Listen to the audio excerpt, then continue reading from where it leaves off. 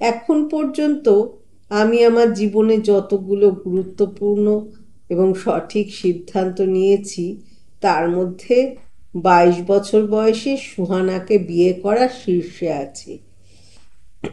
এই দেশে সঙ্গীতকে পেশা হিসেবে নেওয়া খুব কঠিন, তবে ওই একটা কাজই আমি জানি, এর বাইরে কখনোই কিছু করিনি। মফস্বল থেকে এসেছিলাম, যোগ্যতা প্রমাণ করে জায়গা বানানো কঠিন হয়েছে। নিয়মিত কাজ পেতাম না, বা অল্প কাজে সংসার চালানো যেত না। এমন কেটেছে দীর্ঘদিন। সংসার গোছাতে কতবার হোঁচট খেয়েছি, কত ঝড়ঝাপটা গেছে। সুহানা কই থেকে এমব্রয়ডারি করা ড্রেস নিয়ে আসতো। এমব্রয়ডারির নকশাতে ছোট ছোট অনেক বাড়তি সুতো বের হয়ে থাকতো। ওগুলো কাটতো বসে বসে। একটা ড্রেস 1 টাকা। এরপর কাপড়ে হ্যান্ড পেইন্ট, ব্লক বাটিক করে নিজেই বিক্রি করত। আদি তখন পেটে। তারপর চাকরিতে ঢুকলো, পাশাপাশি পড়াশুনোও চালাতো। স্টুডিওর প্রথম কম্পিউটার কিনে দিল। মিডিয়ার লোকজন ফিটফাট থাকে, আমার কাপড় চোপড় জুতো সব ও কিনে দিত।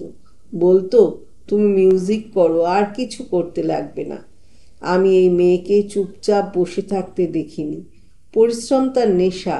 আমি সব সময় স্বীকার করি, আমার যোগ্যতা অনুযায়ী আমাকে সর্বশক্তিমান বেশি দিয়েছেন। যতটুকু বেশি দিয়েছেন বলে আমার মনে হয় আমি তা নিজের জন্য রাখিনি। জীবনে আপনি টাকা পয়সা, ধন দৌলত, যশ খ্যাতি যত কিছুই পান, সংসার ছাড়া জীবন অসম্পূর্ণ। ভালোবাসা কোনো খনিজ সম্পদ না যে তা উঠাতে থাকবেন। ভালোবাসা উৎপন্ন করা লাগে, এতে পরিশ্রম আছে।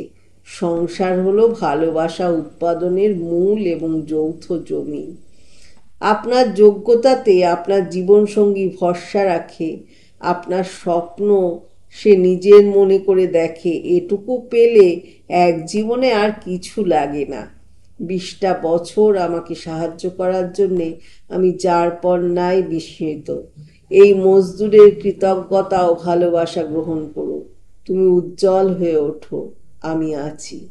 ভালো থাকবেন, ভালোবাসায় থাকবেন।